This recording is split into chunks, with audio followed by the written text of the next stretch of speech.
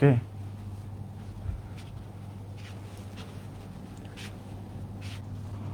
শুনতে পাচ্ছ সবাই?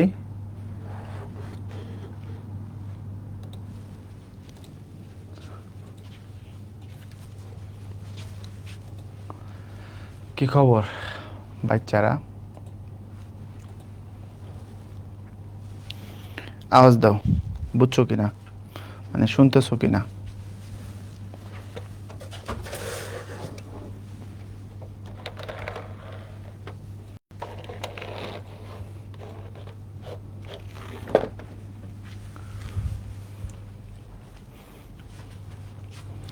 আজকে তোমাদের ওয়ান অফ দ্য সহজেস্ট কবিতা পড়তে হবে। হ্যাঁ, ওয়ান অফ দ্য সহজেস্ট, মানে যতগুলো সহজ কবিতা আছে তার মধ্যে এটা একটা। ওকে, ওয়ালাইকুম সালাম। কেমন আছেন স্যার? 1000 বছর পর আসলেন, অনেকটা তাই। নির্মলেন্দু গুণের কবিতার মতো 1 কোটি বছর তোমাকে দেখি না। রোমান্টিক কবিতা যদিও, তোদের সেই কবিতা শোনার এখন বয়স হয় নাই, এটা শোনা যাবে না এখন। ওকে, যারা সালাম দিচ্ছ বা দিয়ে ফেলছো অলরেডি, সবার জন্য ওয়ালাইকুম সালাম। চলো আমরা শুরু করে দিই। আমরা ইসলামী রেনেসার কবি ফরুক আহমদ, এই ফরুক আহমদের লেখা কবিতা আজকে পড়ব। এই যে ওনার কবিতা পড়ব। ফরুক আহমদ সম্পর্কে নতুন করে তোমাদেরকে আসলে মনে হয় না কোনো কিছু বলার আছে, তারপরেও অনেক কিছু তোমার নতুন করে শেখা লাগবে, কারণ ওনার সম্পর্কে তোমরা তেমন বেশি জানো না। অনেক কিছুই তোমাদের এখন পর্যন্ত অজানা আছে, কারণ ওনার বিষয়ে লাস্ট কয়েক বছর খুব বেশি পাঠ্য ছিল না বইতে। পাঠ্য না থাকার অনেক কারণ আছে, সে কারণগুলো উপর রাজনৈতিকভাবে বিতর্কিত কারণ, আমি সেই দিকে যাব না। আমি তোমাকে ওনার জীবন এবং কর্ম সম্পর্কে একটা সুন্দর ধারণা দিয়ে দিব, বুঝছো? আচ্ছা, এরপরে যেটা সেটা হচ্ছে বাংলা ভাষা ও সাহিত্যে ওনার অবদান অন্য লেভেলে। তিনি বাংলা ভাষার 40-এর দশকের শক্তিমান কবি বলা হয় তাকে, এবং বাংলা ভাষা ও সাহিত্যের সব থেকে প্রভাবশালী কবি যারা আছেন 40 থেকে পরবর্তী সময়তে, 1974 সালে মারা গেছেন, এই সময়টা উনি অত্যন্ত শক্তিশালী। আমি আমার যে পেজ বা channel Kawsar with brain box, ওখানে ফরুক আহমদকে কেন ইসলামী রেনেসার কবি বলা হয় এটা নিয়ে একটা ছোট্ট আলোচনা দিয়েছিলাম। অনেকে যারা আমার সাথে আসো হয়তো দেখছো, অনেকে দেখো নাই। আজকে আমি সেটা তোমাদেরকে ক্লিয়ার করে দেব, এখানে একটা আলোচনা করা হবে। তো চলো আমরা আলাপ না বাড়াই। মাগুরা জেলার মাঝ আইল গ্রামে তার জন্ম। মাগুরা জেলার মাঝ আইল, অর্থাৎ তিনি মাগুরার মানুষ। 1918 সালের 10 জুন জন্ম। আরেকটা কথা, আজকের ক্লাস একটু লেটে শুরু হয়েছে, একটু টেকনিক্যাল ইস্যু ছিল। আর সমস্যা নাই, টপিক ছোট, এমনকি 1.5 ঘন্টার আগে এটা শেষ হয়ে যাবে। খুশি এবার? যেহেতু একটাই কবিতা, ছোট্ট কবিতা সাইজে, এবং এটা 1.5 ঘন্টার মধ্যে শেষ হয়ে যাবে। প্যারা নাই, আমি কোনো ব্রেক দিব না, একটানে শেষ করে দেবো। শিক্ষা জীবন, তিনি কলকাতার রিপন কলেজ থেকে আইএ পাশ করেন। পরবর্তীতে তিনি স্কটিশ চার্চ কলেজে দর্শন মানে ফিলোসফি নিয়ে পড়ছেন এবং ইংরেজি সাহিত্য বিষয়ে পড়াশোনা করছেন। কর্মজীবনে তিনি বহু বিচিত্র পেশা অবলম্বন করেছেন, মানে সাংবাদিকতা থেকে শুরু করে অনেক পেশায় তিনি কাজ করছেন, এবং দীর্ঘকাল ধরে ঢাকা বেতারে স্টাফ রাইটার হিসেবে তিনি চাকরিতে নিয়োজিত ছিলেন। স্টাফ রাইটার মানে বুঝো, ঠক ঠক করে লেখে না ওইটা। আর তোমরা এখন তো টিভিতে যখন লাইভ শো দেখো, লাইভ শো দেখলে দেখবা যে কিছু লেখা ভাসতেছে, কিছু ব্রেকিং আসতেছে, কিছু চেঞ্জ হচ্ছে, এগুলো কেউ না কেউ তৈরি করে দেয়, রেডি করে দেয়। তো তখন বেতারে এই কাজগুলো করা হতো, তখন খবর যখন পড়া হতো বেতারে, তো তুমি দেখো না খবর কেমনে পড়তেছে, তো ওগুলো লিখে লিখে সামনে দেওয়া হতো, দেখে থেকে পড়তো। খবর পড়ছি আমি কাউসার আহমেদ বলে ধরো 3টার খবর পড়া শুরু হয়েছে, এরকম। ওর হলো স্টাফ রাইটার। ওকে, এই রাইটার হিসেবে তিনি এগুলো লিখতেন। তারপরে হচ্ছে এরপরে উল্লেখযোগ্য রচনাবলী, প্রথম কাব্যগ্রন্থ 7 সাগরের মাঝি। তোমাদের আমি যেদিন সোনার তরী পড়াইছিলাম, মনে করে দেখো, সোনার তরী যেদিন পড়াইছিলাম তোমাদেরকে রূপক কি জিনিস এটা বুঝাইতে গিয়ে আমি 7 সাগরের মাঝির প্রসঙ্গ টেনে আনছিলাম সামনে, পাঞ্জেরির প্রসঙ্গ টেনে আনছিলাম, মনে করে দেখো। তোমাদের সোনার তরী পড়াই নাই? একদম প্রথম দিকে সোনার তরী সম্ভবত প্রথম লেকচার ছিল, আমি যদি ভুল না করে থাকি। ওই 7 সাগরের মাঝি পড়াইছিলাম তোমাদের, ওই সময় প্রাসঙ্গিকভাবে এটার কথা বলছিলাম, 1944 খ্রিস্টাব্দে। এটা তার প্রথম কাব্যগ্রন্থ, এবং পাশাপাশি এটাও মনে রাখবা প্রথম এবং শ্রেষ্ঠ কাব্যগ্রন্থ, শ্রেষ্ঠ দুটোই। জীবনের প্রথম লিখছে, এটাই তার শ্রেষ্ঠ কবিতার বই হয়েছে 7 সাগরের মাঝি। এটা রূপক কবিতা। এখন ওই ক্লাসে হয়তো অনেকে ছিল না, তোমাদের প্রশ্ন হইতে পারে ভাইয়া রূপক জিনিসটা আসলে কি, একটু বোঝায় দেন। তো চলো রূপক নিয়ে তোমাদের সাথে একটু হালকা করে আলোচনা করি, তাহলে তোমাদের এই জিনিসটা একটু বুঝতে সুবিধা হবে। তোমরা রূপক জিনিসটা কি, এটার উপর একটা ভালো আইডিয়া পাওয়া যাবা। এই যে রূপক, এই রূপক শব্দের অর্থ হচ্ছে রূপের অন্তরাল। রূপক শব্দের অর্থ কি? রূপের অন্তরাল। এই রূপের অন্তরাল মানে হচ্ছে এক রূপের আড়ালে আরেক রূপ, এক রূপের আড়ালে আরেক রূপ। এখন তোমরা যখন সোনার তরী পড়ছো, হ্যাঁ, যখন তুমি সোনার তরী পড়ছো, সোনার তরী, এই সোনার তরী কবিতার মধ্যে কি কি ছিল মনে করে দেখো তো। একজন ছিল হচ্ছে কৃষক, এরপরে ছিল হচ্ছে গিয়া মাঝি, এরপরে ছিল মনে করো হচ্ছে সোনার ধান, ছিল না? ছিল না। তারপরে ছিল একখানি ছোট ক্ষেত আমি একলা। এখন বুঝে থাকলে বলো এগুলোর অর্থ আসলে কি? যা ছিল তাই এগুলো বুঝেছিল। কৃষক আসলে কে? কৃষক ছিল মূলত শিল্প স্রষ্টা কবি। দেখো রিলেট হয় কি না? শিল্প স্রষ্টা কবি। মাঝি আসলে কে? মাঝি হইতেছে গিয়া মহাকাল, নির্লিপ্ত মহাকাল। সোনার ধান আসলে মানুষের জীবনে তৈরি করা কর্ম কাজ, আমরা বলবো হচ্ছে সৃষ্টিকর্ম। ক্ষেত আসলে জীবন পরিধি, একখানি ছোট ক্ষেত। আমাদের জীবন পরিধিটা ছোট, আমরা বাঁচলে আর কয় বছর বাঁচি? কম বেশি 70 বছর আমরা এখন বাঁচি, তাই না? গড়ায়ু, ছেলেদের গড়ায়ু একটু কম, মেয়েদের গড়ায়ু একটু বেশি। কারণ ছেলেদেরকে মেয়েরা যে পেইনটা দেয়, এই পেইনটা দিয়ে ছেলেদের হায়াতটা একটু কমে যায়, তারা স্ট্রোক করে মরে, হার্ট অ্যাটাক হয়ে মরে। ঠিক আছে, মেয়েরা একটু বেশি বাঁচে, কারণ তারা ওই যে বললাম না, ওই যে ওদের মাথা খায়, মাথা খাইলে তো পোলাপান আগে মরে যায়, মেয়েরা টাইম একটু বেশি পায়। ঠিক আছে, ওকে। তো এই যে দেখো সিম্বলগুলো ছিল, এই সিম্বলগুলো দিয়ে তোমাদেরকে গত ক্লাসের সচেতনার মধ্যে বা এই জিনিসগুলো দেখাইছে, উপমা, রূপক, চিত্রকল্প। এই সিম্বলগুলো দিয়ে সাধারণত প্রতীক তৈরি করা হয়, এগুলোর আড়ালে রূপক তৈরি করা হয়। এই প্রতীকগুলোর আড়ালে এই রূপক অর্থগুলো লুকায়িত ছিল। ক্ষেত মানে ক্ষেত না, ধান মানে ধান না, মাঝি মানে মাঝি না, কৃষক মানে কৃষক না। ওকে, ঠিক। এবার আসো সাত সাগরের মাঝি নিয়ে একটু হালকা করে কচি করে কথা বলি। কবিতাটার নাম কি? সাত সাগরের মাঝি। এই সাত সাগরের মাঝিতে আমরা কিছু জিনিস দেখব। আমরা দেখব একটা বড় জাহাজ, তারপরে হচ্ছে তোমার আমরা দেখব হচ্ছে যাত্রী, আমরা দেখব হচ্ছে মাঝি, আমরা দেখব হচ্ছে সাগর, এরপরে আমরা দেখব হচ্ছে খারাপ আবহাওয়া, এসব দেখব। ঠিক আছে, এখন এগুলো সবগুলোই হচ্ছে তোমার এক একটা সিম্বল, তো প্রতীক। এই প্রতীকগুলোর আড়ালে রূপক অর্থ লুকায়িত আছে। রূপকগুলো কি? খারাপ আবহাওয়া মানে হচ্ছে দুর্দিন, সাগর মানে হচ্ছে সামনে পাড়ি দিতে হবে এমন জার্নি, অর্থাৎ ভবিষ্যৎ। এরপরে মাঝি মানে হচ্ছে একজন নেতা, মুসলিম উম্মার একজন নেতা। যাত্রী মানে হচ্ছে মুসলিম উম্মা,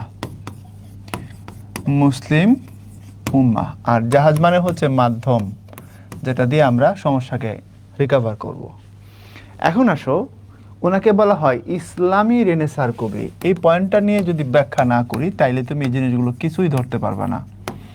ইসলামী রেনেসার কবি, রেনেসার শব্দটা নিয়ে একটু ব্যাখ্যা দিয়ে দিব, তাহলে বুঝতে পারবা। ওনাকে বলা হয় ইসলামী রেনেসার কবি, এটা বলা হয় ওনাকে। এখন এই রেনেসা বা renaissance, what does it mean? Renaissance, এই রেনেসা শব্দের অর্থ হচ্ছে পুনর্জন্ম।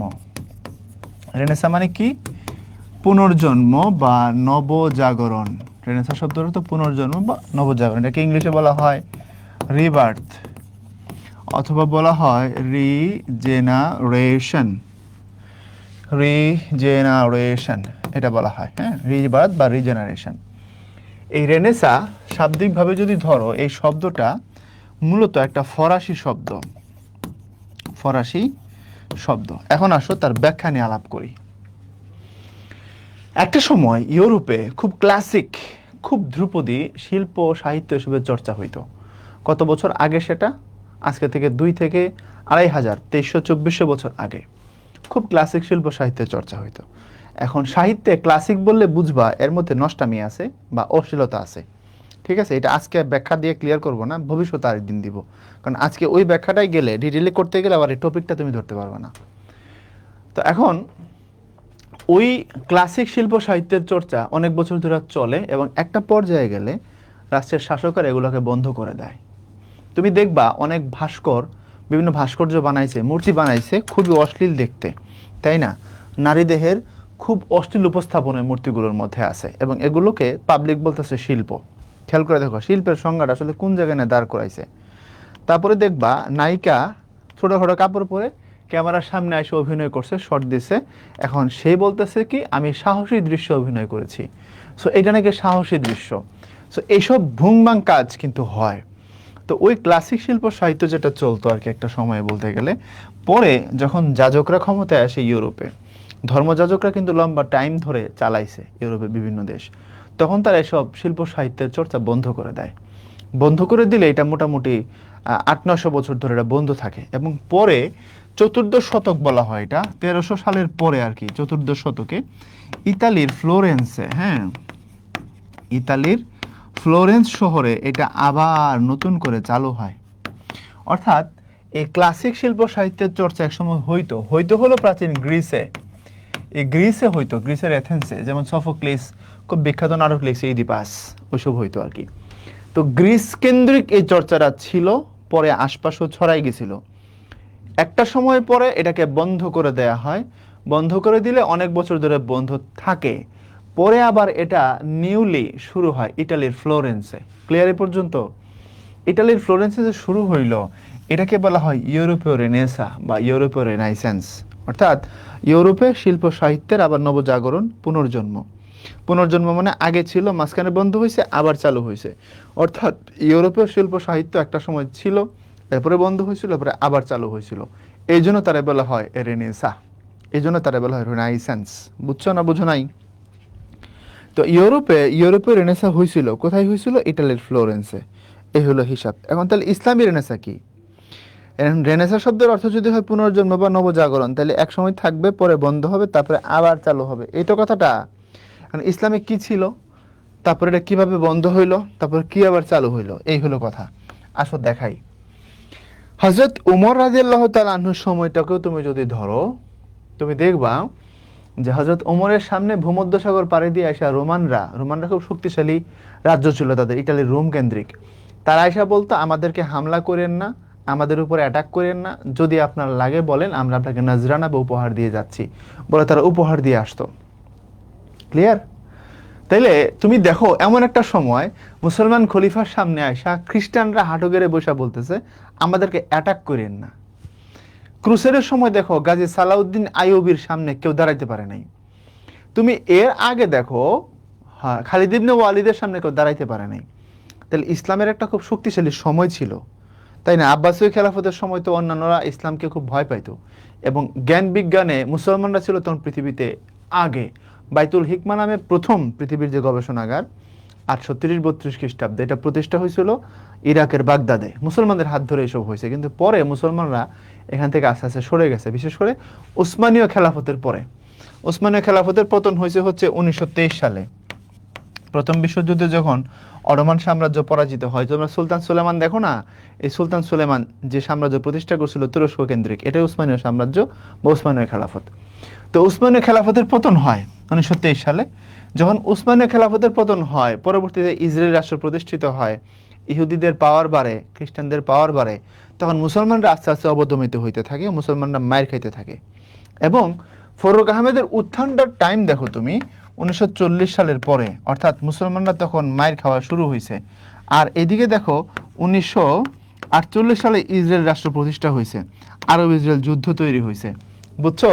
পরবর্তীতে এই কাহিনীগুলো উনি দেখছেন, বলতে গেলে ওনার চোখের সামনে উনি দেখছেন। অর্থাৎ 1923 সালের পর থেকেই তো মুসলমানরা ইনফেরিয়র হয়ে গেছে, তাই না? মায়ের খাওয়া শুরু হয়েছে। তো ওই সময়টাকে উনি ধারণ করে বলছেন যে ইসলামের একটা সময় সুদিন ছিল, ইসলাম একটা সময় খুব শক্তিশালী ফর্মে ছিল, পরবর্তীতে ইসলাম পিছাই গেছে, পরবর্তীতে ইসলাম বলতে গেলে ক্ষতিগ্রস্ত হচ্ছে, ইসলাম মার খাচ্ছে। ইসলাম আবার তার রূপে ফিরবে। এই যে ইসলাম আবার তার রূপে ফিরবে, এই যে ইসলামের সুদিন আবার আসবে, এই যে মুসলমানরা আবার বিশ্ব জয় করবে, এই স্বপ্ন তিনি দেখতেন। এটাই হচ্ছে ইসলামী রেনেসাঁ, অর্থাৎ ইসলামী শক্তির পুনর্জাগরণ, ইসলামী শক্তির নবজাগরণ বা পুনর্জন্ম। তার লেখালেখির মধ্যে এগুলো আছে। উনি একজন পিওর ইসলামিক কবি। ইসলামিক কবি এই অর্থে নজরুলকেও পিওর ইসলামিক কবি বলা যায় না। তোমরা এগুলো বুঝবা কিনা আমি জানি না। নজরুল যেমন প্রচুর গজল লিখছে, ধর্মীয় কথাবার্তা লিখছে, নজরুলের লেখা প্রচুর শ্যামা সঙ্গীত আছে, তুমি শুনলে কান্না করে দিবা যে কামটা করছে কি। শ্যামা সঙ্গীত হচ্ছে হিন্দুদের দেবী কালীর প্রশংসা করে লেখা। যারা আমার কাছে হিন্দু আছো তোমরা জানো হয়তোবা। এখন দেবী কালীর প্রশংসা করে তিনি এমন গান লিখছেন, পড়লে মনে হবে কোনো ঠাকুর পুরোহিত লিখছে, অথচ নজরুল মুসলমান। তো নজরুল আসলে অসাম্প্রদায়িক, উনি মুসলমানদের হয়ে মুসলমানদের গান কবিতাও লিখছেন, এমনকি হিন্দুদেরটাও লিখছেন, আবার প্রেমের কবিতা লিখছেন, তাই না? মোর প্রিয়া হবে এসো রানী, দেব খোপায় তারার ফুল, তাই না? অনেক কিছু তিনি লিখছেন, অর্থাৎ তিনি সর্বদিকে লেখালেখি করছেন।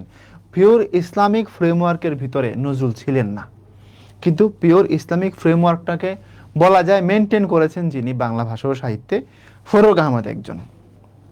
ফরুক আহমদ একজন মানে উনি বেস্ট, সবার উপরে তাকে রাখতে হবে, তারপরে বাকিরা। এই জন্য তাকে সব দিক থেকে বলা হয় ইসলামী মাইন্ডেড কবি, এবং উনি ইসলামী রেনেসার কবি। উনি বিশ্বাস করতেন এই সিস্টেমটা আবার ফিরবে। এখনও সাত সাগরের মাঝির সাথে রিলেট করি। সাত সাগরের মাঝি কবিতার মধ্যে উনি দেখাইছেন হচ্ছে গিয়া একদল যাত্রী বন্দরে বসে অপেক্ষা করতেছে, একজন মাঝি আইসা তাদেরকে সামনের একটা বিশাল উত্তাল আবহাওয়ার সাগর, অন্ধকার রাত্রি পার করে ওই পারে নিয়ে যাবে। এই পারে দুঃখ, দুর্দশা, ক্ষুধা, ক্লান্তি, আর ওই পারে হচ্ছে সুখ আর সুখ। তাহলে এই যে যাত্রীরা অপেক্ষা করতেছে, জাহাজ বন্দরে বাধা আছে, মাঝি আইসা তাদেরকে নিয়ে যাবে, কিন্তু মাঝি এখনো আসতেছে না, মাঝির অপেক্ষায় আছে তারা। সাগর উত্তাল, এই পাশে খারাপ আর ওই পাশে হচ্ছে সুন্দর সময়, এগুলো তিনি দেখাইছেন। এখন এগুলোর ভিতর দিয়ে তিনি যা দেখাইছেন সেটা আমি এখানে বলে দিছি। অর্থাৎ মুসলিম উম্মাহ খারাপ অবস্থায় আছে, উম্মাহাতুল মুসলিমিন দুর্দিন পার করতেছে। একজন বড় নেতা আসবেন, আবার কোন একজন খালিদ ইবনে ওয়ালিদ বা সুলতান সুলেমান কিংবা সালাউদ্দিন আইয়ুবের আবির্ভাব হবে। তিনি আয়েশা মুসলমানদেরকে নেতৃত্বের মাধ্যমে আবার সুদিনে ফিরে নিয়ে যাবেন। This is Islami Renaissance. এই স্বপ্ন তার অনেক লেখার মধ্যে পাওয়া গেছে, এই জন্য তাকে ইসলামী রেনেসার কবি বলা হয়। আমি এই লাইনটা তোমাকে দুই এক লাইনে বলে দিতে পারতাম, কিন্তু তাতে যেটা হইতো তুমি এই লাইনের এসেন্স বা সৌন্দর্য ধরতে পারতা না। এই জন্য আমি কোনো জিনিস না ভাঙ্গা বুঝাইতে পারি না, ব্যাকগ্রাউন্ড ছাড়া বলতে পারি না। এখন এটা আমার দোষ না গুণ আমি জানি না, তবে আমি এটা বলতে পারি, আমার প্রোগ্রাম শেষ হয়ে যাবে হয়তো একটা সময় গিয়ে, তাই না? সামনে কিছু ক্লাস বাকি আছে, এরপরে প্রোগ্রাম শেষ হয়ে যাবে, কিন্তু আমার শিক্ষকতার লাইফ বলে তুমি আমার কোনোদিন ভুলতে পারবে না। আমি চ্যালেঞ্জ করে রাখলাম আগেই, তুমি চাইলেও আমার কোনোদিন ভুলতে পারবে না। আমি থেকে যাব তোমার মনে। ওকে, বুঝছো? ধরতে পারছো? Any question?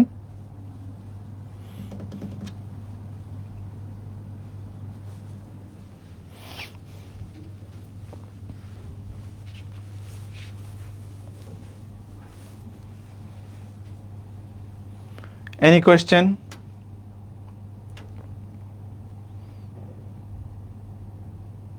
ওকে, এখন আসো তাইলে আমরা পরের পার্ট নিয়ে কথা বলি। স্টাফেটের কথা বলছিলাম, এরপরে হচ্ছে সাত সাগরের মাঝি নিয়ে বলছি, এরপরে একে একে তার কাব্যগ্রন্থ, কাব্যনাট্য, কাহিনী কাব্য হয়েছে। কাব্যনাট্য হচ্ছে এটা নাটক, কিন্তু কবিতার ঢঙে ঢঙে ডায়লগগুলো বলা হয়। ডায়লগের মধ্যে কাব্যিক একটা ঢং থাকে, এই জন্য এটাকে বলা হয় কাব্যনাট্য, যেমন সৈয়দ শামসুল হকের আছে। কাহিনী কাব্য মানে হচ্ছে কবিতার ভিতরে গল্প বলা হয়, কবিতার ভেতরে গল্প বলা হয়, কবিতার ভেতরে গল্প, ঠিক আছে? যেমন তোরা 2 বিঘা জমি পড়ছস না, অনেকটা ওই টাইপের। শুধু বিঘে 2 ছিল মরুভূমি, আর সবই গেছে ঋণে, বাবু বলিলেন বুঝেছ উপেন, এ জমি লইব কিনে। কহিলাম আমি তুমি ভূস্বামী, ভূমির অন্ত নাই, চেয়ে দেখো মোর আছে বড় জোর, মরিবার মতো ঠাই। একটা গল্প বলা হয়েছে। নকশিকাথার মাঠ জসীমউদ্দিনের, ওখানে রূপায়ার সাজুর প্রেমের গল্প বলা হয়েছে। সুজনবাদিয়ার ঘাট, ওখানে সুজনবাদিয়ার ঘাটের মধ্যে হচ্ছে সুজন আর দুলি, এই দুজনের প্রেমের গল্প বলা হয়েছে, এগুলোকে কাহিনী কাব্য বলা হয়। এরপরে তার আরো কিছু কাব্যগ্রন্থ আছে, সিরাজাম মুনিরা, নয়ফুল হাতেম, মুহূর্তের কবিতা, এগুলো সনেটের বই, এটা তার উনি সনেট লিখছেন। কাহিনী কাব্য হচ্ছে হাতেম তাই। এরপরে তিনি ছোটদের জন্য লিখছেন বেশ কিছু ছড়া এবং কবিতা, আর মারা গেছেন 74 সালের 19 অক্টোবর ঢাকায়।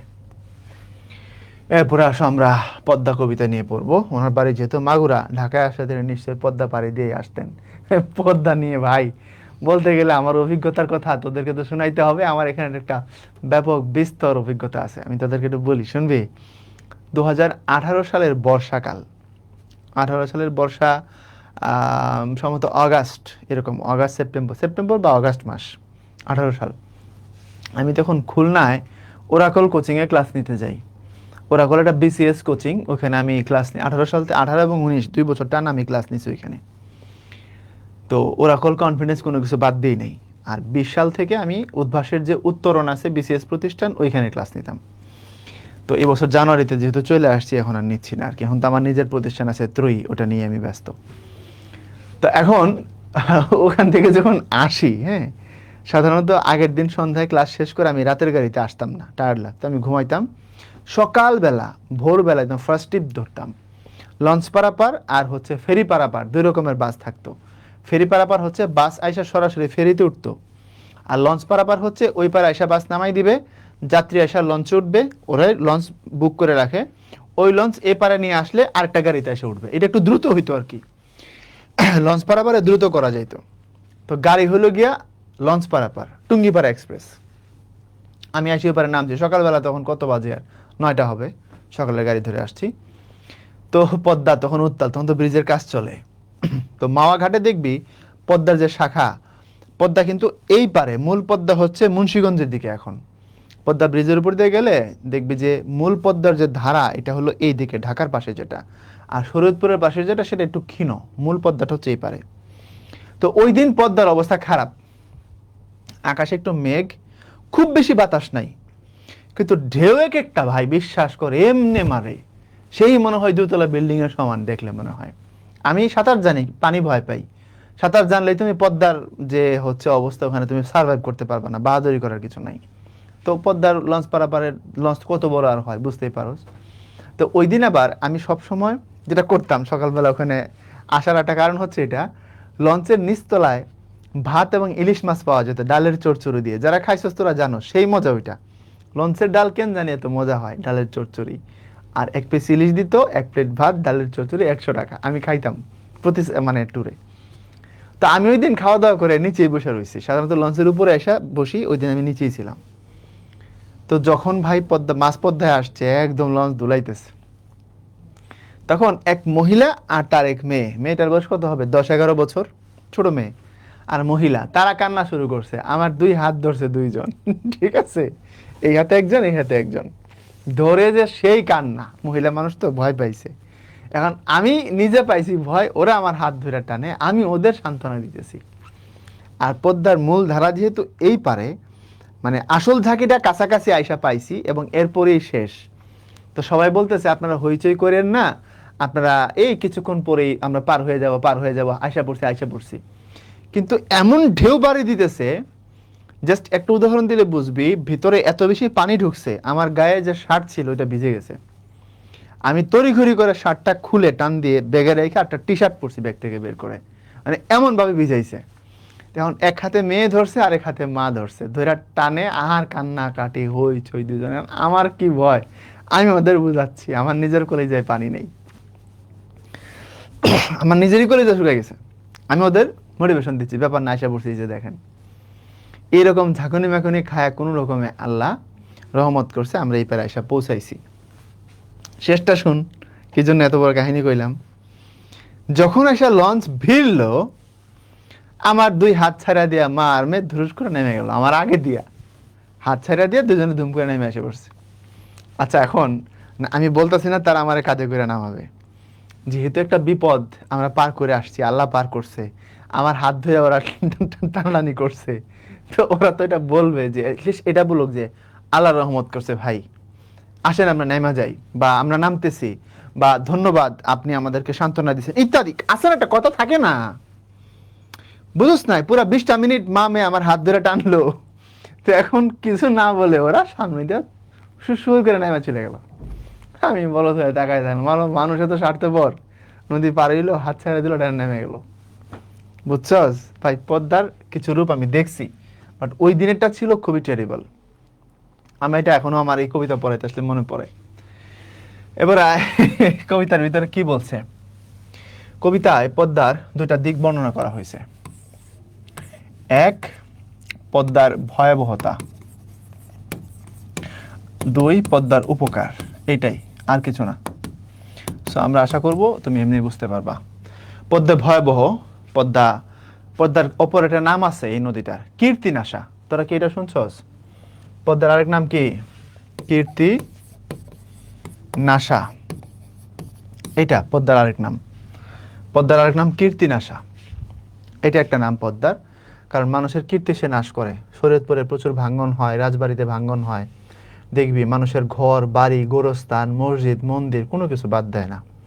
গত 3 বছর আগে একটা ছবি আসছিল মনে হয় পত্রিকায়, যে গোরস্থানে বাবার কবরের পাশে দাঁড়ায় ছেলে জিয়ারত করতেছে। এটা শেষবারের মতো জিয়ারত, কারণ গোরস্থান ভাঙ্গে ফেলছে, এই কবরটা কিছুক্ষণের মধ্যে ভাঙবে, এমন অবস্থা। ছেলে দাঁড়ায় বাবার কবরের পাশে জিয়ারত করতেছে, কারণ কবরটা বিলীন হয়ে যাবে। কি ডেঞ্জারাস দৃশ্য! একটা স্কুল ভাঙিয়ে নিয়ে চলে যাচ্ছে সবার সামনে। এই যে মানুষের কীর্তিকে নাশ করে, এই জন্য তার নাম কীর্তিনাশা। আবার এই পদ্মা আশপাশের মানুষকে জীবন জীবিকা দেয়। লাখ লাখ মানুষ কিন্তু পদ্মার উপরে ডিরেক্টলি আর ইনডিরেক্টলি নির্ভর করে। পদ্মা চাঁপাইনবাবগঞ্জে ঢুকছে, চাঁদপুর দিয়ে গিয়ে শেষ হয়েছে। এই পদ্মাতে কত মানুষ মাছ ধরে, কত মানুষ পদ্মার পানি দিয়া চাষবাস করে, কত মানুষ পদ্মাতে নৌকা চালায় জীবন জীবিকা নির্বাহ করে, তাই না? পদ্মার যে পলি যখন উপচায় ওঠে বন্যায় বা বড় বর্ষায়, আশপাশের জমিগুলো খুব উর্বর হয়, ব্যাপক ফসল ফলে। পদ্মার চর আমি দেখছি নিজে, ঢাকা নবাবগঞ্জের এখানে আমাদের ভার্সিটির ওয়ার্কে গিয়ে, ওখানে প্রচুর ফসল ফলে, প্রচুর। তাহলে পদ্মা একদিকে যেমন ভাঙে, একদিকে যেমন মানুষের কীর্তিকে নাশ করে, আরেকদিকে আমাদেরকে 2 হাত ভরে দেয়। এই পদ্মাকে দেখে যুগে যুগে মানুষ ভয় পাইছে, কাঁপছে। পর্তুগালের জলদস্যু যারা, যাদেরকে হারমাত বলা হইতো, কবিতার মধ্যে আসছে, এরাও পদ্মাকে দেখে ভয় পাইছে, কাঁপছে। বুঝতে পারছো? এরা সাগরে চলা মানুষ, এরা আটলান্টিকে চলা মানুষ, কিন্তু পদ্মাকে দেখে ওরা শুকায় গেছে গলামলা। এই কথাই আমরা এখন দেখব। কবিতা সহজ, কবিতা পড়াইতে আমি যদি বলি 5 মিনিটে পড়াই দিব, সম্ভব। বুঝছস আমার কথা? কিন্তু এই কবিতাকে যদি তুই ফিল করতে যাস, অনেকভাবে ফিল করতে পারবি।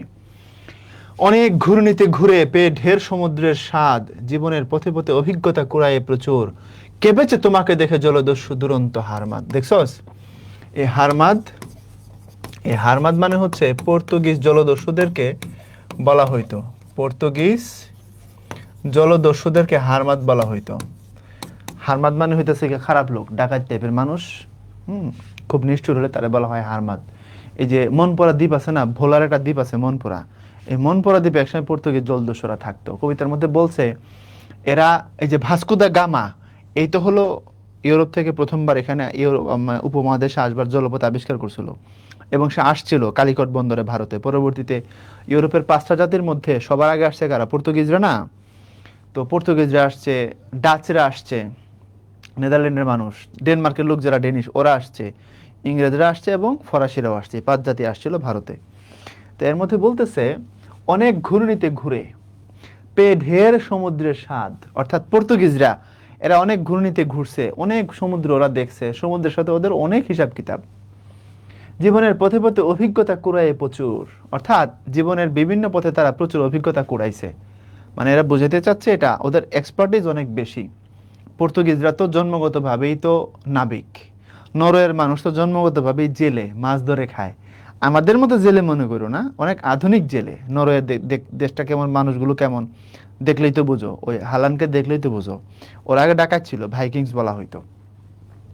কেঁপেছে তোমাকে দেখে জলদস্যু দুরন্ত হারমাদ।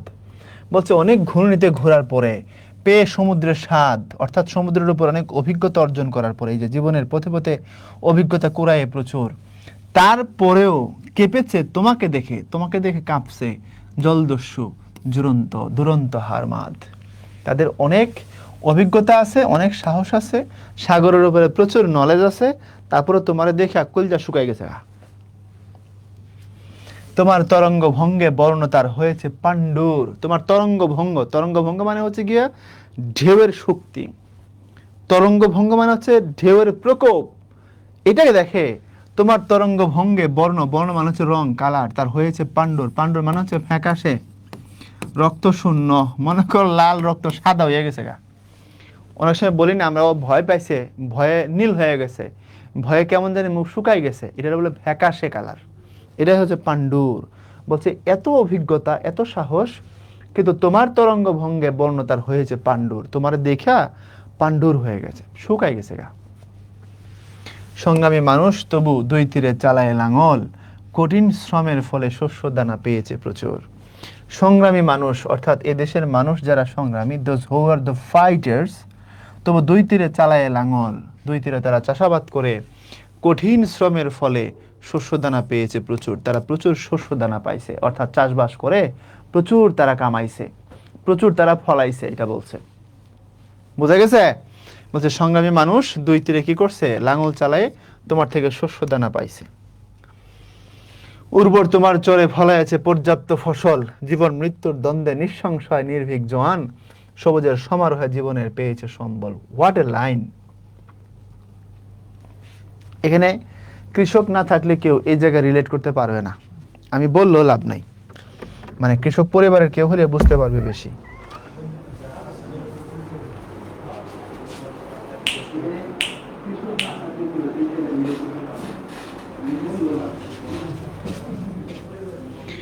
কৃষক পরিবারের হলে সহজে রিলেট করতে পারবা যে একটা কৃষক ফ্যামিলিতে কি কি ফাইট থাকে। বলছে উর্বর তোমার চলে চালায় কি বলে ফলায় আছে পর্যাপ্ত ফসল। আমি একটু আগে বলছিলাম উর্বর চর, নদীর যত চর হয়, চরের মাটি খুব উর্বর হয়। তার বেশ কিছু কারণ আছে। প্রথম কারণ হলো নদীর যে পলিটা হয় এটাই গিয়ে আশপাশের জমিতে পড়ে, এই পলিটাই হচ্ছে নদীর ভিতরে এক পাশে বা মাঝখানে চর তৈরি করে। চর কি, যেটা দ্বীপ এটাই চর, শুধু সাগর হলে আমরা দ্বীপ বলি, নদী হলে চর বলি, আর কিছু না।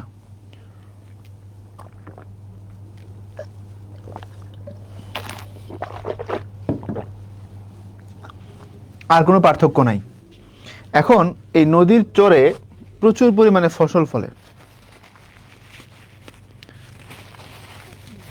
আমরা অনেকে চর দখল এই কথাটা শুনছি না, চর দখল। নদীর চর যখন গজায় তখন এই চরের মালিকানা কার? কারো না, যে দখল করতে পারে তার। কারণ জমির একটা সরকারের রেজিস্ট্রি আছে, সরকারের কাছ থেকে আমরা ওই জমিটা হ্যান্ড ওভার করবার ক্ষমতা পাই, এটাকে বলা হয় মালিক। কিন্তু জমির মালিক তো মূলত রাষ্ট্র।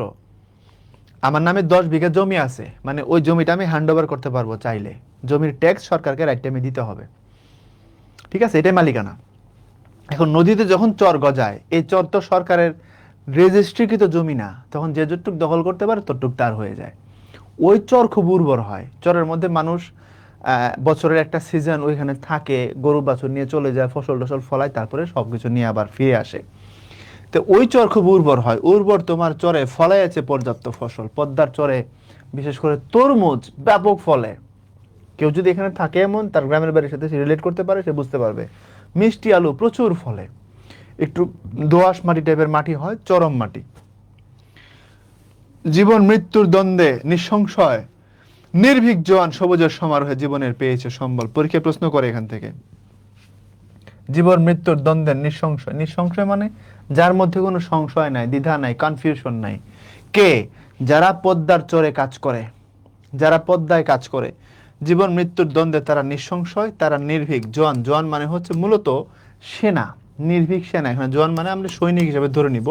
এই সৈনিক যুদ্ধ করে এমন না, সে যেহেতু লাইফে ফাইট করে, জীবন মৃত্যুকে সে পরোয়া করে না, এই জন্য তারা বলা হয়েছে জোয়ান।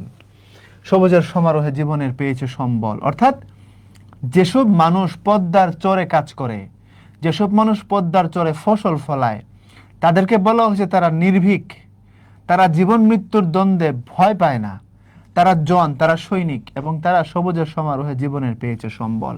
তারা প্রচুর সবুজ ফলাইছে, ফসল ফলাইছে, এটাতে তারা জীবনের সম্বল তৈরি করেছে।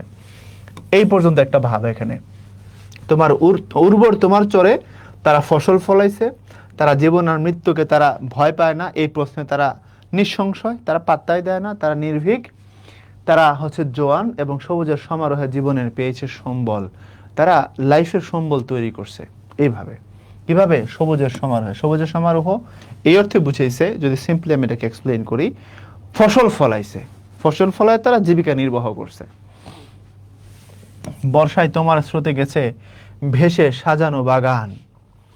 একটু আগে বলছিলাম, তোরা এখন আমাকে এটা দিয়ে এক্সাম্পল দিবি, আমি বলবো না, আমি শুধু লাইনটা পড়বো, পড়ার পরে তোরা আমাকে বলবি আমি এই কথাগুলো বলে গেছিলাম, কোন কথাটা এখান থেকে রিলেট করা যায় সেটা বলবি। বর্ষায় তোমার স্রোতে গেছে ভেসে সাজানো বাগান, অসংখ্য জীবন আর জীবনের অজস্র সম্ভার। এই দুই লাইন এখানে যা বলা হয়েছে এটা আমি তোদেরকে কিছুক্ষণ আগে বলছি। আমি এখন কমেন্টের নিচে আইসা চেয়ারে বসতাছি, তোরা বলবি যে আমি কোন কথা দিয়ে এটাকে রিলেট করেছিলাম। ঠিক আছে, এটা একটু আমাকে জানাইতে হবে। বল। বর্ষায় তোমার স্রোতে গেছে ভেসে সাজানো বাগান, অসংখ্য জীবন আর জীবনের অজস্র সম্ভার। বুঝলে fail. Yes yes, Israt Mithila, nice. Any more?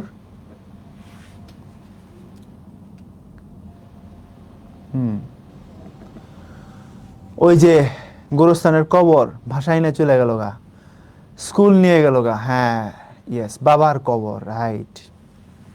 একটা সন্তানের কাছে বাবার কবর কেমন জিনিস, তাই না রে? আলহামদুলিল্লাহ আমার আব্বা আম্মা জীবিত আছে, আমি সেই দুঃখ এখন পর্যন্ত আমাকে স্পর্শ করে নাই। কিন্তু যদি এমন হয় আমি বেঁচে আছি, আমার আব্বা মারা যান, তাহলে তো এই দুঃখ আমাকে স্পর্শ করবে। আপনজন হারানোর বেদনা কেমন আমি বুঝতে পারি। আমার নানু যখন মারা গেল 18 সালে, খুব খারাপ লাগছে আমার। আমি বলতে গেলে নানুর হাতে মানুষ হয়েছি, নানু আমাদের বড় করছে। আমি দীর্ঘ সময়, একটা প্রায় বছর খানেক, এই ঘোর থেকে বেরোতে পারি নাই। আমি ঘুমাইতে গেলে, তারপরে বিভিন্ন সময় একা থাকলে এই নানু মাথার মধ্যে ঘুরতো। তো এই যে বিষয়টা, বাবার কবর চোখের সামনে চলে যাবে। বর্ষায় তোমার স্রোতে গেছে ভেসে সাজানো বাগান। কত মানুষের বাড়ি, একটা মানুষ মুহূর্তের ধনী থেকে গরিব হয়ে যায়, তার ঘর আছে, বাড়ি আছে, সাজানো সংসার আছে, কিন্তু আগের দিন নদীর ভাঙ্গন ছিল মনে কর হাফ কিলো দূরে, পরের দিন ভাঙতে ভাঙতে তার সেই বাড়ি, বিল্ডিং ফিল্ডিং সব নিয়ে গেছে। গোলা ভরা ধান ছিল, নিয়ে গেছে। চমৎকার বিল্ডিং ছিল, নিয়ে গেছে। বুঝাইতে পারলাম? স্কুল নিয়ে যায়, কলেজ নিয়ে যায়, বাড়িঘর নিয়ে যায়। পদ্মা প্রতি বছর এটা হয়, এভরি ইয়ার এটা হয়, কম অথবা বেশি। বর্ষায় তোমার স্রোতে গেছে সাজানো বাগান, ভেঙে ভেসে গেছে অসংখ্য জীবন, মানে মানুষ মরে, মানুষকে ভাষায় নিয়ে যায়, আর জীবনের অজস্র সম্ভার। জীবনের অজস্র সম্ভার মানে হচ্ছে মানুষ লাইফের জন্য যা কিছু সাজায়, এমন অনেক কিছু নিয়ে যায়। সাজানো বাগান মানে সংসার, ঘর বাড়ি নিয়ে যায়। জীবনের সম্ভার মানে হচ্ছে অজস্র সম্ভার, মানে হচ্ছে ঘর বাড়ি, দালান কোঠা, স্কুল, বিল্ডিং, মসজিদ, মন্দির, গোরস্থান, এগুলো। হে নদী, জেগেছে তবু পরিপূর্ণ আহ্বান, তারপরেও পরিপূর্ণ ডাক জেগেছে। জেগেছে মানে তোমার প্রতি আকর্ষণ জেগেছে, তোমার প্রতি আমাদের টান আছে। কেন? কারণ তোমার উপযোগিতা আছে, তোমার ইউটিলিটি আছে। তুমি ধ্বংস করো বটে, তবে তুমি এমন কিছু দাও যেটা আমাদেরকে কৃতজ্ঞ করে। কেমতে? এমতে। মৃত জড়তার বুকে খুলেছে মুক্তির স্বর্ণদ্বার। এটা স্বর্ণবার না, এটা স্বর্ণদ্বার হবে। তোমার সুতীব্র গতি, তোমার প্রদীপ্ত স্রোতধারা। বুঝছো? বলছে হে নদী, জেগেছে তবু পরিপূর্ণ আহ্বান, তারপরও এক নতুনত্বের ডাক উঠছে। সেটা কিসের? মৃত জড়তার বুকে খুলেছে মুক্তির স্বর্ণদ্বার। মৃত জড়তা অর্থাৎ জীবন যেখানে থেমে গেছে, জীবন যেখানে অপূর্ণ, জীবন যেখানে অনেক কিছু নাই, সেখানে মৃত জড়তার বুকে খুলেছে মুক্তির স্বর্ণদ্বার। নতুন দিগন্ত উন্মোচিত হয়েছে, নতুন সম্ভাবনা উন্মোচিত হয়েছে, নতুন জীবনের রাস্তা উন্মোচিত হয়েছে। কার কারণে? তোমার কারণে। পদ্মা যেমন একদিকে ভেঙে নিয়ে যায়, আরেক দিকে আবার মানুষকে দুই হাত ভরে দেয়। যার কিছুই ছিল না, সে একটা চরের একটা বড় অংশ দখল করে এখন সে কৃষক হইতে পারছে, এখন সে চাষি। বুঝতে পারছো আমার কথাটা? তোমার সুতীব্র গতির কারণে এটা হয়েছে, তোমার স্রোত ধারার কারণে এটা হয়েছে। ওই যে বলছে এই যে জেগেছে তবু পরিপূর্ণ আহ্বান। আহ্বান কেন জাগছে? মৃত জড়তার বুকে সবকিছু ধ্বংস হওয়ার পরেও আবার মুক্তির স্বর্ণদ্বার কেন ওপেন হয়েছে? সব ধ্বংস হওয়ার পরে আবার নতুন জিনিস কেমনে পাইছি আমরা? তোমার সুতীব্র গতির কারণে পাইছি, তোমার প্রদীপ্ত স্রোত ধারার কারণে পাইছি। তোমার সুতীব্র গতির কারণে নতুন জীবনের একটা উন্মোচন হয়েছে, আর তোমার প্রদীপ্ত স্রোত ধারার কারণে। প্রদীপ্ত মানে অতি উজ্জ্বল। এখন একটা সাগর, সরি, নদীর স্রোতের ধারা আবার উজ্জ্বল হয় কেমনে? এটা উজ্জ্বল হয়েছে এই অর্থে, এটা আমাদেরকে যে কল্যাণ দিছে, সেই উজ্জ্বলতা, আমাদেরকে যে উপকার করছে সেই উজ্জ্বলতা থেকে বলছে। অর্থাৎ পরিপূর্ণ আহ্বান আসছে, মৃত জড়তার বুকে মুক্তির স্বর্ণদ্বার খুলছে তোমার সুতীব্র গতি এবং তোমার প্রদীপ্ত স্রোত ধারার কারণে। তুমি আমাদেরকে এগুলো দিয়েছ। তাইলে আমি যে প্রথমে বলছিলাম কবিতার একদম শুরুর লাইনে, এই যে এখানে, যে এখানে আমরা দুইটা জিনিস পাই। পদ্মার ভয়াবহতা, এটা আমরা ফাইন্ড আউট করছি। পদ্মার উপকার, এটা আমরা ফাইন্ড আউট করছি। এখন তোদের কোনো প্রশ্ন আছে কিনা? থাকলে কবিতা শেষ হয়ে গেছে, কোনো প্রশ্ন থাকলে বল। এমসিকিউতে সলভ রেখে দিছি, দেখি একটা মানে ক্লাসে এমসিকিউতে দাগায় রেখে তোদের পড়তে কেমন লাগে। বল বল।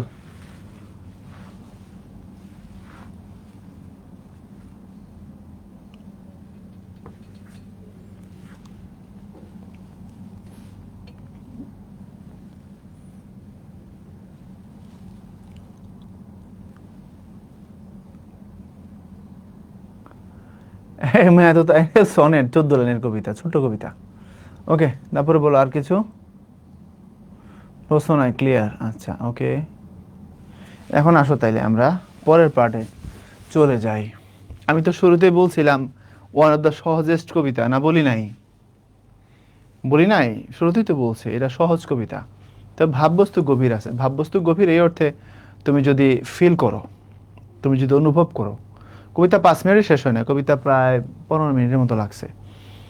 তো তুমি যদি অনুভব করতে পারো, তাহলে এটার মধ্যে ব্যাপক গভীরতা আছে। কারণ মানুষ আমাদের লাইফেরই অংশ, আমরা কখনো হারাই, কখনো অর্জন করি, তাই না? কখনো আমাদের কিছুই থাকে না, কখনো আমরা আবার অনেক কিছুর মালিক হই। এটা লাইফের একটা ধর্ম, জীবনের একটা পদ্ধতি। এটা এখানে আসছে আর কি। দেখবি ঢাকাতে অনেক ভিক্ষুক পাবি। এখন তো অনেক পেশাদার ভণ্ড বদমাশ ভিক্ষুক বের হইছে। তো অনেক মানুষ আছে যে সব হারায়া ঢাকায় এসে ভিক্ষা করে। ভিক্ষা করে এই ওর জন্য, কারণ তার ঘরবাড়ি ছিল, এখন আর নাই। মুহূর্তের মধ্যে, এক রাতের মধ্যে ভেঙে সব সে গরিব হয়ে গেছে। পদ্মার এটা খুব কমন সিনারিও, বুঝছস? পদ্মাকে দেখে কেঁপে উঠেছে নির্ভীক জন? না, সে তো ফসল ফলাইছে। সংগ্রামী মানুষ? না, সংগ্রামী মানুষ নির্ভীক জোয়ান, তারা ফসল ফলাইছে, লাঙল চালাইছে। কাঁপছে কারা? দুরন্ত হারমাদ, ওরা ভয় পাইছে। হারমাদ মানে হচ্ছে, বলছিলাম আগে, পর্তুগিজ জলদস্যু যারা, তারা পর্তুগালের মানুষ। এই যে CR7 দেখো না, এই CR7-এর পূর্বপুরুষ সব ডাকাত ছিল, ঠিক আছে? ও ভদ্রলোক ভালো মানুষ, কিন্তু তার আগের লোকেরা সব ডাকাত। বার্তোলোমেও দিয়াজ, কি চিন্তা করা যায়, 1487 কি 86 কি 87 সাল, ওই সময়টায় বার্তোলোমেও দিয়াজ ওর নাম। আমি যখন জিকে পড়াই, আমি অবাক হয়ে পোলাপানরে জিনিসগুলো বোঝাই। বার্তোলোমেও দিয়াজ, ও বলছে যে ইউরোপ থেকে আমরা চাইলে কি করতে পারবো, ইন্ডিয়াতে যেতে পারবো। মানে ও জলপথের ধারণা দিছে। তখন তো সুয়েজ খাল ছিল না, আফ্রিকা মহাদেশ পার হয়ে ইউরোপ থেকে ওই দিক দিয়ে আইসা ইন্ডিয়াতে আসবে তারা, ম্যাপ দেখলে বুঝবি। এরা তখন বলছে বার্তোলোমেও দিয়াজ, এবং তার দেখানো পথ ধরে ভাস্কো দা গামা কত সালে, 1498 সালে এই পাগলা এসে ঢুকে পড়েছে। 1498 সালে ভাস্কো দা গামা, এই ভাস্কো দা গামা, এই গামার বাচ্চা গামা প্রথম ইউরোপীয় যে হচ্ছে ইন্ডিয়াতে আসছে, ইন্ডিয়ার কালিকট বন্দরে এসে উপস্থিত হয়েছে। সে আইসা বলতেছে যে আসা যায় রাস্তা। চিন্তা কর, ওই সময় আমাদের মাথায় কি এত কিছু ছিল? ছিলই না। অথচ ওরা বুঝছে যে আসা যায়, এরা আসছে। আর এরপরটা তো ইতিহাস। এরপরে হইতাছে 14-র একটা অতিরিক্ত দাগ মনে হচ্ছে না। এরপরে জীবনের পথে, জীবনের পথে পথে অভিজ্ঞতা কুড়ায় প্রচুর, কাদের কথা বলা হয়েছে?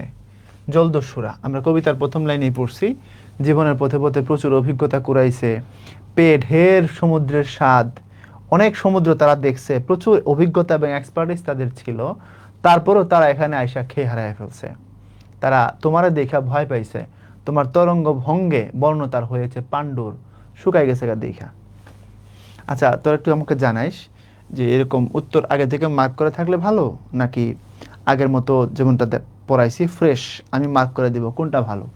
ঠিক আছে। ভাঙন প্রবণ তীরে যাদের আবাস, তারা কেউ সুখে নেই, বরং দুঃখেই কাটে তাদের দিনকাল। উদ্দীপক এবং পদ্মা কবিতার মধ্যে মিল রয়েছে কোথায়? নদী তীরবর্তী মানুষের দুর্ভোগ, ইয়েস। নদীর জীবন প্রবাহ, না, প্রবাহের কথা এখানে বলা হয় না, বলা হচ্ছে যেখানে ভাঙন আছে এবং ওই জায়গায় যেসব মানুষ থাকে তাদের দুঃখ কষ্টের কথা। কৃষিতে নদীর প্রভাব, এটা এখানে বলাই হয় না, কোনো দিক থেকে এটা রিলেটেবল না, তো 1 নম্বরটাই উত্তর। এরপরে বরং দুঃখেই কাটে তাদের দিনকাল, চরণটির ভাবের সাথে পদ্মা কবিতার নিচের কোন চরণের ভাবের সাদৃশ্য আছে? বলছে দুঃখেই কাটে তাদের দিনকাল। এখন তোমার তরঙ্গ ভঙ্গে বর্ণতার হয়েছে পাণ্ডুর, না, এটা পর্তুগিজদের কথা বলা হয়েছে। সবুজের সমারোহে জীবনের পেয়েছে সম্পদ, এখানে ফসল ফলানোর কথা বলা হয়েছে, মিলে নাই। মৃত জড়তার বুকে খুলেছে মুক্তির স্বর্ণদ্বার, নতুন দিনের কথা বলা হয়েছে, মিলে নাই। দুঃখের কথা বলা হয়েছে, কষ্ট, বুকে জ্বালা রে জ্বালা। তাহলে বর্ষায় তোমার স্রোতে গেছে ভেসে সাজানো বাগান, এটার সাথে মিলে। দুঃখের দিনকাল এটার সাথে মিলে। এরপরে আয়, পদ্মা কবিতা জলদস্যু হারমাত জীবনের পথে অভিজ্ঞতা কুড়ায়, বহু বছর ঘুরে অনেক ঘূর্ণিতে ঘুরে সমুদ্রের স্বাদ পেয়ে। এই যে ওরা অনেক ঘূর্ণিতে ঘুরে সমুদ্রের স্বাদ পেয়ে, বহু বছর ঘুরে এই কথাটা বলা হয়নি, কবিতার মধ্যে এভাবে বলা নাই, বলছে অনেক ঘূর্ণিতে ঘুরে সমুদ্রের স্বাদ পেয়ে। ওকে, আমি তোদেরকে একটু কবিতার ভিতর থেকে দেখাবো, তোর অনেকে মনে করতে পারোস যে প্রথম লাইনটা কেন উত্তরে আমরা নিব না। দেখ, অনেক ঘূর্ণিতে ঘুরে পেয়ে ঢের সমুদ্রের স্বাদ, জীবনের পথে পথে অভিজ্ঞতা কুড়ায় প্রচুর, কেঁপেছে তোমাকে দেখে জলদস্যু দুরন্ত হারমাদ। তো বহু বছর ঘুরে এখানে আছে কোথাও? বহু বছর ঘুরে এটা নাই, এখানে আছে হচ্ছে অনেক ঘূর্ণিতে ঘুরে, এটা আছে। পেয়ে ঢের সমুদ্রের স্বাদ, এটা আছে। অভিজ্ঞতা কুড়াইছে, এই কথাগুলো আছে। বহু বছর ঘুরে এই কথাটা এখানে নাই, এই জন্য আমরা এর উত্তরটা নিতে পারবো না। আমি কি বুঝাইতে পারছি? এই বহু বছর ঘুরে এটা নাই, অনেক ঘূর্ণির কথা আছে, সমুদ্রের স্বাদের কথা আছে, কিন্তু খুব কাছাকাছি মনে হবে, কিন্তু উত্তর হবে এটা। দ্যাট মিনস তোমার টেক্সট বুকের কোনো বিকল্প নাই। তুমি যদি টেক্সট বুকে জীবন যৌবন সব বিলীন করে দিতে পারো, তুমি কাঁপাই দিতে পারবা।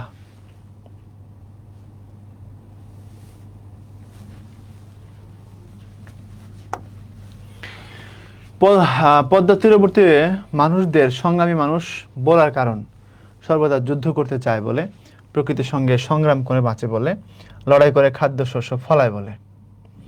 পদ্মা তীরবর্তী মানুষদের সংগ্রামী মানুষ বলার কারণ, এরা খুব সংগ্রামী, এটা বলার কারণ কি? এরা সর্বদা যুদ্ধ করতে চায় না, কার সাথে এরা যুদ্ধ করতে চায়? এরা কি ব্রাহ্মণবাড়িয়ার লোক? এরা ব্রাহ্মণবাড়িয়ার লোক আমার মতো না? আমার মতো তো না, তাই না? এরা তো আমার মতো না। আচ্ছা, প্রকৃতির সঙ্গে সংগ্রাম করে বাঁচে বলে, হ্যাঁ, প্রকৃতির সঙ্গে সংগ্রাম করে বাঁচে বলে, লড়াই করে খাদ্যশস্য ফলায় বলে, এটা ঠিক আছে। সুতরাং 2 আর 3 আমরা এখানে উত্তর হিসেবে নিতে পারি। পদ্মা কবিতাটি কোন কাব্যের অন্তর্গত? কাফেলা, এটা তোমাদের বইতে দেওয়া আছে পাঠ পরিচিতি অংশে। এরপরে এ জলের দেশ, বর্ষাকালে চারিদিকে জলময় হইয়া যায়, প্রত্যেক বছর কয়েকটা দিনের জন্য এই সময় মানুষের বাড়িঘর আর উঁচু জমিগুলো ছাড়া সারাটা দেশ জলে ডুবিয়ে থাকে, জল যেবার বেশি হয় মানুষের বাড়ির উঠানো সেবার রেহাই পায় না। এটা খুব সম্ভবত পদ্মা নদীর মাঝি এই উপন্যাস থেকে নেওয়া। মানিক বন্দ্যোপাধ্যায় একটা উপন্যাস আছে পদ্মা নদীর মাঝি, ওখান থেকে হলো এই লাইনটা নিছে, উদ্দীপক বানাইছে আর কি। উদ্দীপক এবং পদ্মা কবিতায় প্রকাশিত হয়েছে হারমাদের ভয়ঙ্কর অভিজ্ঞতা, না হারমাদের কথা বলা হয় না এখানে, কারণ এখানে তো হারমাদের কথা নাই, কবিতায় আছে। পদ্মার প্রমত্ত রূপ, হ্যাঁ এটা আছে, প্রমত্ত মানে ভয়ঙ্কর রূপ, বিপর্যস্ত জনজীবন, হ্যাঁ এটাও আছে। সুতরাং আমরা 2 এবং 3 উত্তর হিসেবে নিলাম। এরপর উদ্দীপকে পদ্মা কবিতার কোন দিকটি প্রকাশিত হয়েছে? স্ফীত জলস্রোত, এটাই। সবুজের কথা না, কল্যাণময়ী না, ভয়ঙ্কর ঢেউ না, এটার কথা বলা আছে। জলস্রোত স্ফীত, স্ফীত মানে মোটা, ফুলে ওঠে এমন। পদ্মা কবিতায় ঢের সমুদ্রের স্বাদ বলতে কি বোঝানো হয়েছে? প্রচুর অভিজ্ঞতা সঞ্চয়, ওই যে বলছিলাম, ঢের সমুদ্রের স্বাদ মানে প্রচুর এক্সপেরিয়েন্স তারা হচ্ছে এখানে গেদার করছে, প্রচুর দেখছে আর কি। হ্যাঁ, জীবন মৃত্যুর দ্বন্দ্বে নিঃসংশয় কারা, নির্ভীক জোয়ান যারা তারা, কবিতার মধ্যে আছে। দেখ, লাইন টু লাইন পড়াইছি। কি করব, পরের ক্লাসে কি উত্তর মার্ক করে রাখবো না ফাঁকা রাখবো? আগেরটাই ভালো? আচ্ছা ঠিক আছে, আগেরটাই ভালো। ঠিক আছে। এভাবে অ্যান্সার দেওয়া থাকলে কি শিখবো আমরা? ও বাবা, আসছে নাগর শিখতে আসছে, ভণ্ড গুণানকার। আমি তো অ্যান্সার দেয়া থাকলো আমি দাগাই দেই, না থাকলো তো আমি দাগাই দিই, আমি কি ফাঁকা রাখি? যখন অ্যান্সার দেওয়া থাকে না তখন কি আমি ফাঁকা রেখে যাই? আমি কি তোদের বলি যে তোর অ্যান্সার বের কর? যখন, তখন তো আমি দাগাই দেই। আপনারা তো বিশাল শিখতে আসছেন এক একজন, মানে আইনস্টাইন, নিউটন, হ্যাঁ তাই না? ওকে, আগেরটাই ভালো, তাহলে ফাঁকা রেখা দিব না, তাহলে একটা থ্রিল তৈরি হয় যে এটার উত্তর কোনটা, এটার উত্তর কোনটা, তাই না? আর এমনিতে চোখে পড়ে গেলে ও আচ্ছা এটা অ্যান্সার, আমি যদি ব্যাখ্যা করে দিচ্ছি কিন্তু ও আচ্ছা এটা অ্যান্সার এমন মনে হয়, কিন্তু ফাঁকা থাকলে কোনটা হবে কোনটা হবে কোনটা হবে এটা একটা ফিল তৈরি হয়। ওকে, জীবন মৃত্যুর দ্বন্দ্বে নিঃসংশয় কারা বলছিলাম, যারা নির্ভীক জোয়ান যারা, তারা এই নির্ভীক জোয়ান যারা, তারা হচ্ছে জীবন মৃত্যুর দ্বন্দ্বে নিঃসংশয়।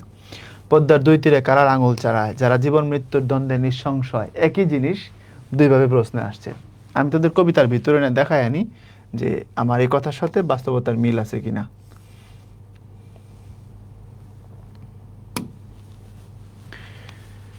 উর্বর তোমার চলে ফলাইছে পর্যাপ্ত ফসল, জীবন মৃত্যুর দ্বন্দ্বে নিঃসংশয় নির্ভীক জোয়ান, সবুজের সমারোহে জীবনের পেয়েছে সম্বল। তাহলে এক জায়গা থেকেই কোশ্চেন। এখন বুঝছস? বুঝলে বুঝ, না বুঝলে নেই। এরপরে হচ্ছে ফরুক আহমদ রচিত প্রথম কাব্যগ্রন্থ কোনটি? সাত সাগরের মাঝি। সংগ্রামে মানুষেরা কোথায় লাঙল চালায়? পদ্মার চরে, তাই না? যখন পদ্মার যে চর, সেই জায়গা চরের মধ্যে তারা হচ্ছে সংগ্রামে মানুষেরা চালায় হচ্ছে লাঙল। পদ্মার চরে তোরা বলবেন, লিখে দিলাম চরে। আর প্রথম কাব্যগ্রন্থ হচ্ছে সাত সাগরের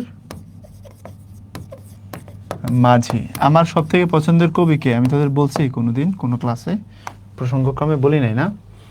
পদ্মার তরঙ্গ ভঙ্গ জলদস্যু কোন বর্ণ ধারণ করে? পাণ্ডুর। পাণ্ডুর মানে হচ্ছে ফ্যাকাশে, সাদার মতো হয়ে যাওয়া। লাল জিনিস সাদা হয়ে গেলে তারা পাণ্ডুর বলে। রক্ত নাই শরীরে এমন হলে তারা বলে পাণ্ডুর। জোয়ান শব্দটি কোন ভাষার শব্দ? আমি যদি ভুল না করে থাকি, জোয়ান ফার্সি বা উর্দু ভাষার শব্দ।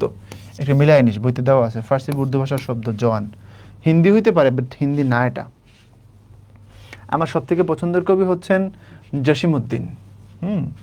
এরপরে মৃত জড়তার বুকে খুলেছে মুক্তির স্বর্ণদ্বার বলতে কি বোঝানো হয়েছে? অর্থাৎ পদ্মার যে সম্ভাবনা, পদ্মা আমাদেরকে যে ভাঙে তো ভাঙে, কিন্তু তার যে সম্ভাবনা আমাদের লাইফের ক্ষেত্রে, তার যে ইতিবাচক প্রভাব আমাদের জীবনকে সুন্দর মানে দিকে ডাইভার্ট করার ক্ষেত্রে পদ্মার যে অবদান, নতুনত্বের যে সম্ভাবনা, এটা বোঝানো হয়েছে। জীবনের অজস্র সম্ভার বলতে কি বোঝানো হয়েছে? আমাদের লাইফের আয়োজনগুলো, আমাদের জীবনের অর্জনগুলো। অজস্র সম্ভার মানে হচ্ছে ওই যে বললাম, মানুষের জীবনের জন্য যা যা কিছু দরকার হয় সব কিছু, মানুষ যা যা অর্জন করে তার সব কিছু, কিন্তু একটা সময় পদ্মা অনেক সময় কি করে সেগুলোকে নিয়ে যায়। আনন্দমোহনের প্রশ্ন এটা না? কেঁপেছে তোমাকে দেখে জলদস্যু দুরন্ত হারমাত বলতে কি বোঝানো হয়েছে? বোঝানো হয়েছে এটাই, পৃথিবীতে সব থেকে যোদ্ধা জাতিগুলোর মধ্যে তারা একটা। নদীপথে বা নৌপথে বা জলপথে সব থেকে এক্সপার্ট জাতির মধ্যে তারা একটা। ইউরোপে 3-4টা জাতি আছে যারা পানির মধ্যে খুব শক্তি দেখাইতে পারে।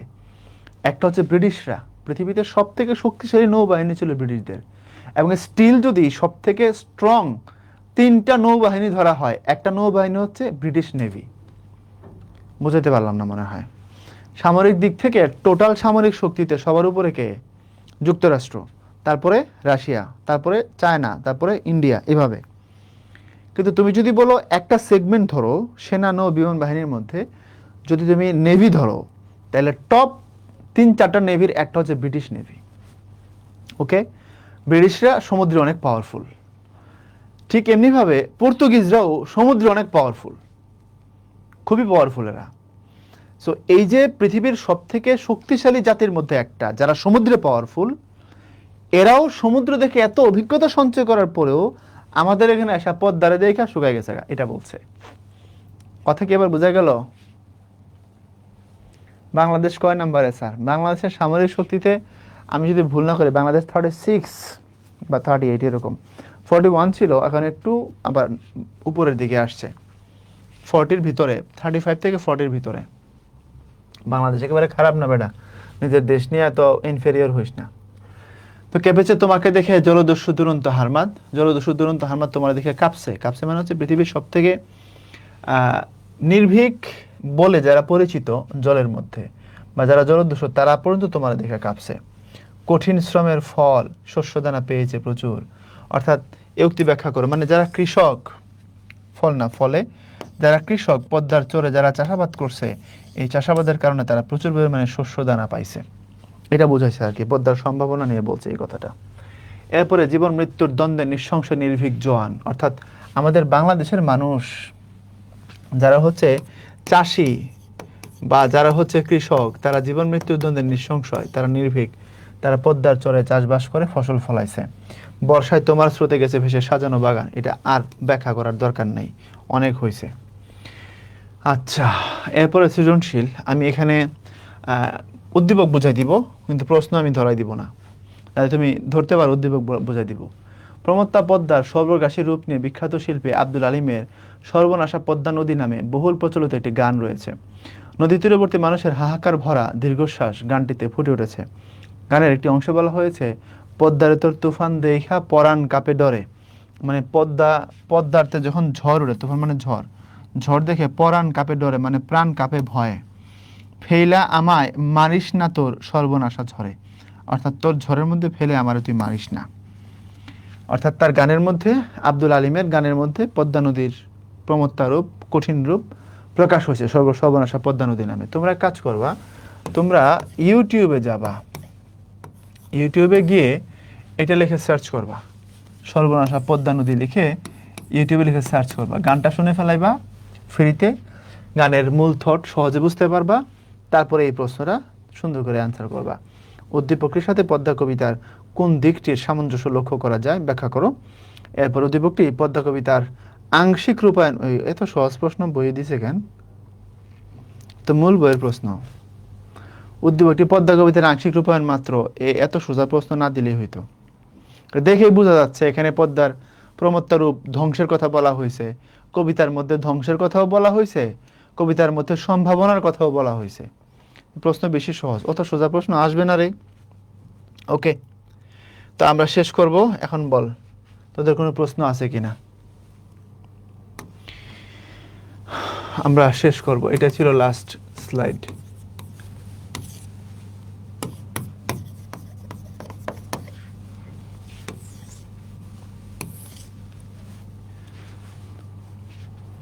কোনো প্রশ্ন থাকলে করে ফেল।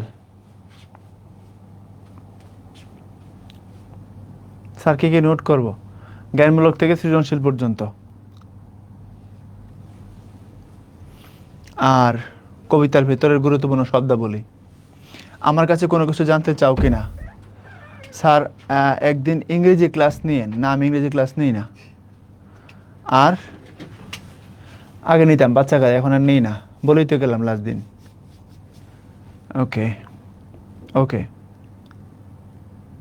অ্যান্সারগুলো ডিপ ডিপ কালার করে দিলে সুবিধা হয়। একদল কালার করতে কইতেছস, আরেকদল কালার ছাড়া বলতেছস না, কালার থাকবে না, ফ্রেশ থাকবে।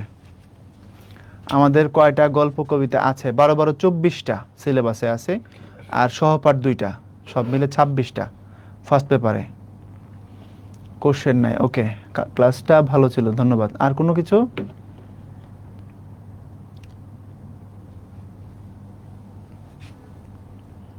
আচ্ছা, কবিতার যে গুরুত্বপূর্ণ শব্দ যেগুলো আছে ভেতরে, এই শব্দগুলো মনে কর বইতে নাই, বাট তোর কাছে গুরুত্বপূর্ণ মনে হয়েছে, ওইগুলোর ব্যাখ্যামূলক টিকা লিখে রাখবি। যেমন প্রমত্তা, ঠিক আছে, এটা পাণ্ডুর বইতে আছে, কোনো অসুবিধা নাই। নিজের মতো করে এই শব্দগুলো, টিকা, শব্দার্থ এগুলো সাজায় নিবি। আমাদেরকে ফুল সিলেবাসে এক্সাম হবে? হ্যাঁ, ফুল সিলেবাস বলতে কোনো কথা নাই।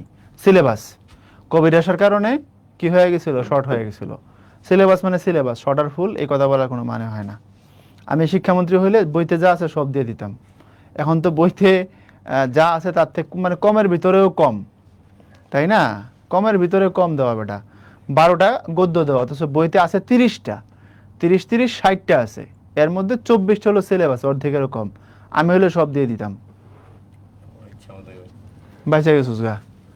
ওকে, হ্যাঁ, অর্থ লিখতে হবে, আর হচ্ছে জ্ঞান এবং অনুধাবন থেকে ধরে এই কোশ্চেনগুলোকে প্রপারলি অ্যান্সার করা লাগবে। ভালো থাক সবাই, আল্লাহ হাফেজ।